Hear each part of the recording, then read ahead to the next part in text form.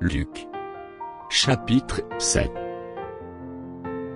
Après avoir achevé tous ses discours devant le peuple qui l'écoutait, Jésus entra dans Capernaum.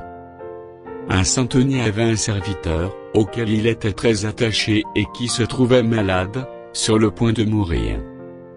Ayant entendu parler de Jésus, il lui envoya quelques anciens des Juifs, pour le prier de venir guérir son serviteur.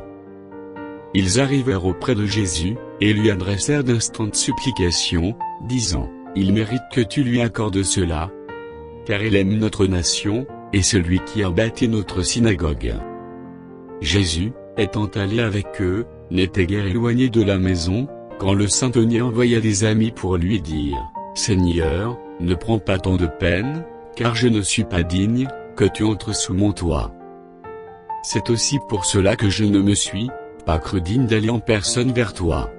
Mais dis un mot, et mon serviteur sera guéri.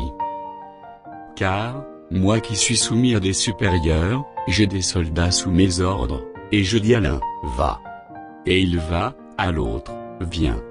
Et il vient, et à mon serviteur, fais cela. Et il le fait. » Lorsque Jésus entendit ces paroles, il admira le centenier, et, se tournant vers la foule qui le suivait, il dit, « Je vous le dis, même en Israël je n'ai pas trouvé une aussi grande foi. » De retour à la maison, les gens envoyés par le centenier trouvèrent guéri le serviteur, qui avait été malade. Le jour suivant, Jésus alla dans une ville appelée Nain, ses disciples et une grande foule, faisaient route avec lui. Lorsqu'il fut près de la porte de la ville, voici, on portait en terre un mort, fils unique de sa mère, qui était veuve, et il y avait avec elle beaucoup de gens de la ville. Le Seigneur, l'ayant vue, fut ému de compassion pour elle, et lui dit, « Ne pleure pas. » Il s'approcha, et toucha le cercueil. Ceux qui le portaient s'arrêtèrent. Il dit, « Jeune homme, je te le dis, lève-toi. » Et le mort s'assit, et se mit à parler. Jésus le rendit à sa mère.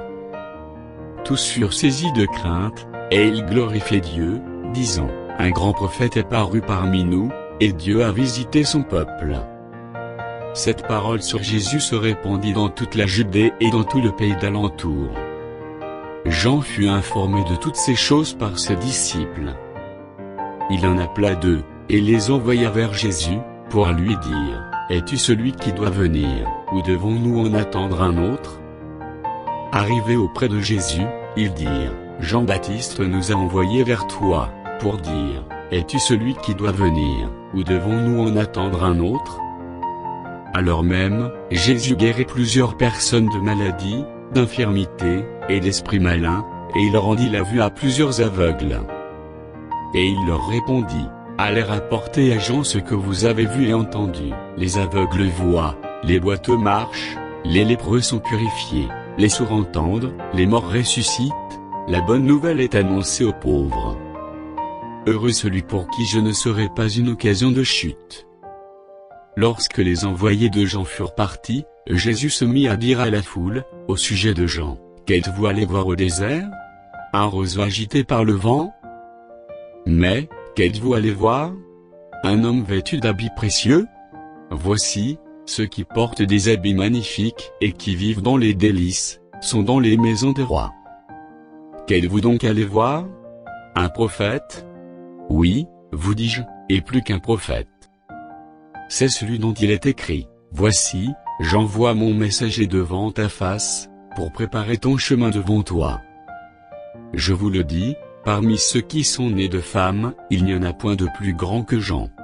Cependant, le plus petit dans le royaume de Dieu est plus grand que lui. Et tout le peuple qui l'a entendu et même les publicains ont justifié Dieu, en se faisant baptiser du baptême de Jean.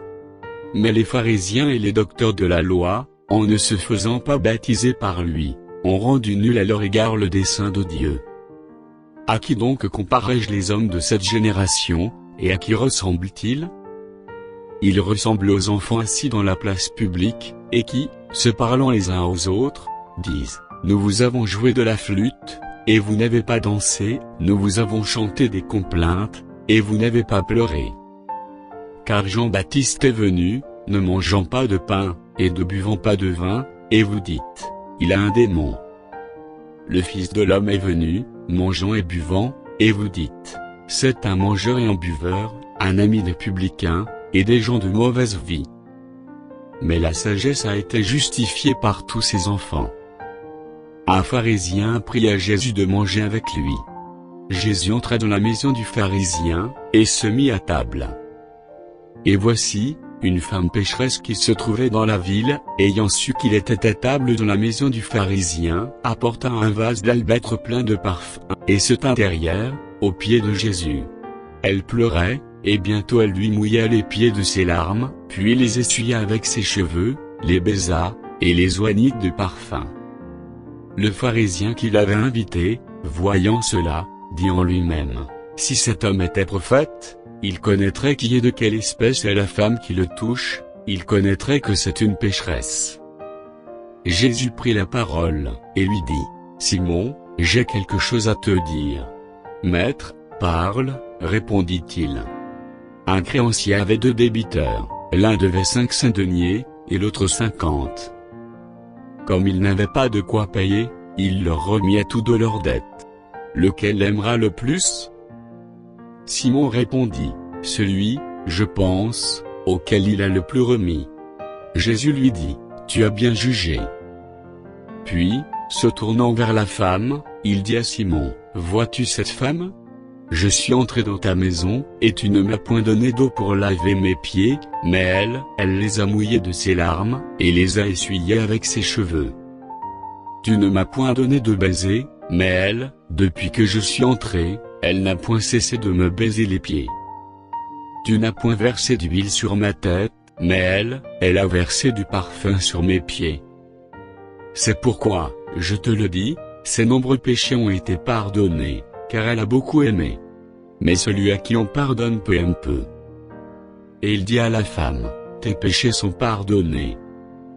Ceux qui étaient à table, avec lui se mirent à dire en eux-mêmes, qui est celui-ci, qui pardonne même les péchés? Mais Jésus dit à la femme, ta foi t'a sauvée, va en paix.